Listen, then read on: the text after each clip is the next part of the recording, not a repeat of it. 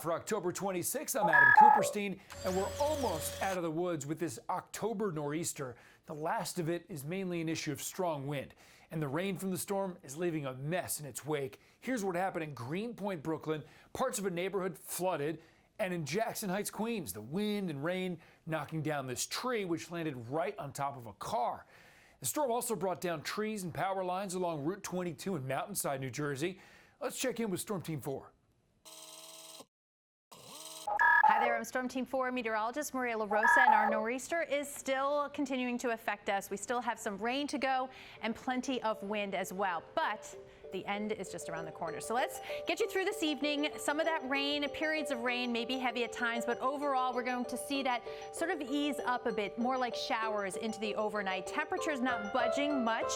After highs in the upper 50s and lower 60s, we stay in the low to mid 50s by tomorrow. But taking a look at that rain, still concentrated in through northern New Jersey, the Hudson Valley, Long Island, rotating around, and then just mostly cloudy skies as we head to sunrise tomorrow. Not much sun early on, mostly cloudy skies. But again, the winds really staying brisk. We're still expecting those wind gusts in that 30 to 40 mile per hour range, even as we get into the overnight, staying breezy tomorrow. So a cool but drier start tomorrow, down to 53 degrees for the low in the city.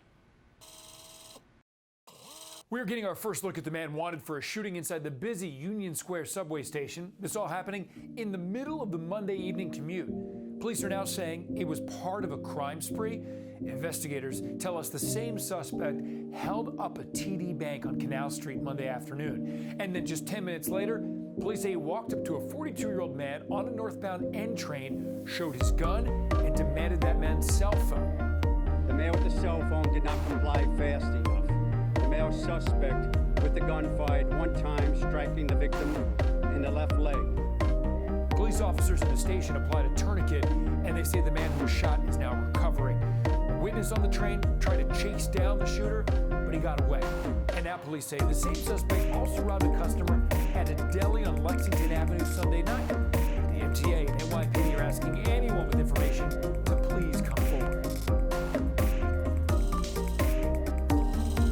New York City's largest police union is filing a lawsuit now to keep the COVID-19 vaccine mandate for city workers from going into effect. The Police Benevolent Association, which represents 24,000 officers, filed its lawsuit in state Supreme Court on Staten Island Monday.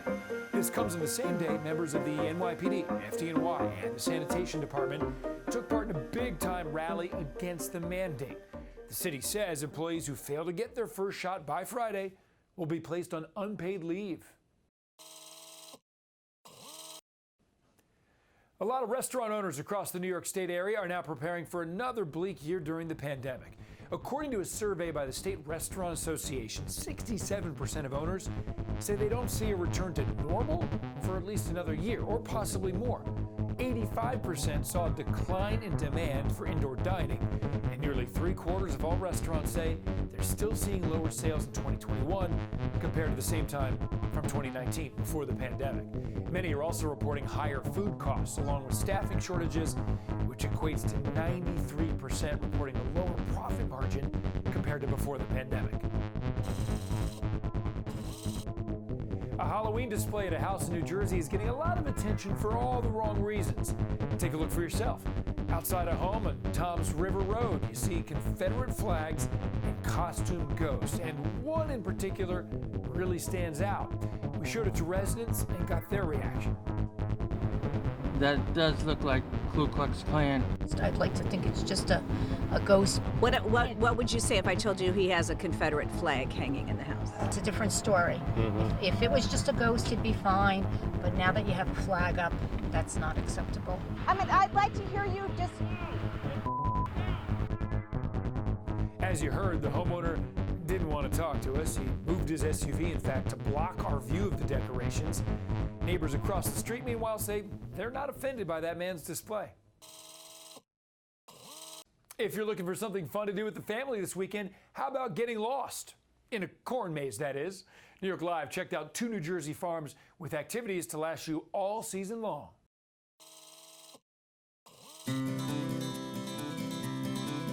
It is finally finally fall again, and what better way to embrace the season than by getting lost in a maze full of corn. So today I am checking out 2 New Jersey farms with corn mazes and fall functions that will be sure to satisfy your autumnal palate more than a pumpkin spice latte.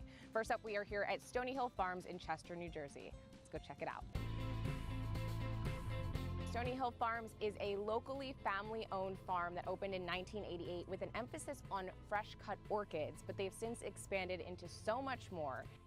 This 10-acre maze consists of winding paths, misleading trails, and some bridges that connect you to different parts of the maze.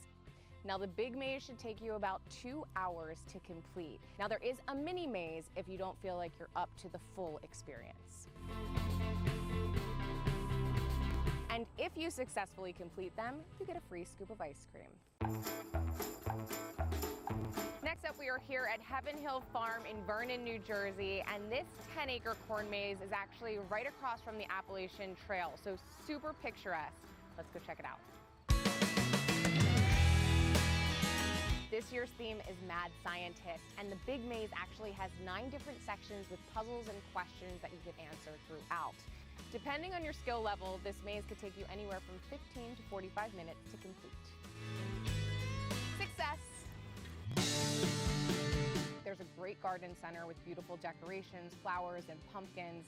And then in the market, make sure you get some of their delicious treats. They have everything from their apple cider donuts that they are known for, ice cream, and there is a vegan option, and then drinks like fresh squeezed lemonade.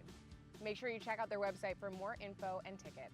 There you have it, 2 fall farms with corn mazes that you'll want to get lost in this season.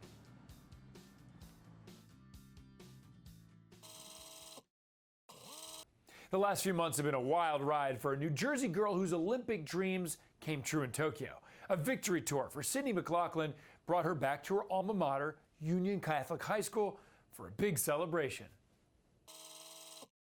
An Olympic welcome for hometown hero Sydney McLaughlin. After winning 2 gold medals in Tokyo, the track and field star returned to the high school where she first made a name for herself, Union Catholic in Scotch Plains, New Jersey. Always a pleasure coming home, and I'm just really excited to be able to be here with everybody. Even after becoming a breakout star at the Summer Games, setting a world record in the 400-meter hurdles, McLaughlin said being back among her former teachers and coaches, it felt like she'd never left. It's not just me out there, it really is hundreds of thousands of people behind me supporting me, and I'm really grateful for everybody in this community who has helped get me to where I am. One of her biggest supporters is longtime Union Catholic principal, Sister Percy Lehar. That's her front and center at the Olympic watch party that Union Catholic held in Sydney's honor. And I had one student say to me, I want to be the next Sydney. So she's a wonderful role model. Students today had a chance to ask the school's first Olympic champion questions, right after a brand new banner was unveiled in the gym. Just knowing that we're getting the same opportunities as her and we're being taught and coached by the same people is just such an amazing feeling. It's just great to have her as a role model and something to strive for. Sydney didn't talk about her future today, but at just 22 years old, you can expect to see a lot more from Jersey's Sid the Kid in the years to come. Thank you so much for joining us on News 4 Now. We'll see you right back here tomorrow.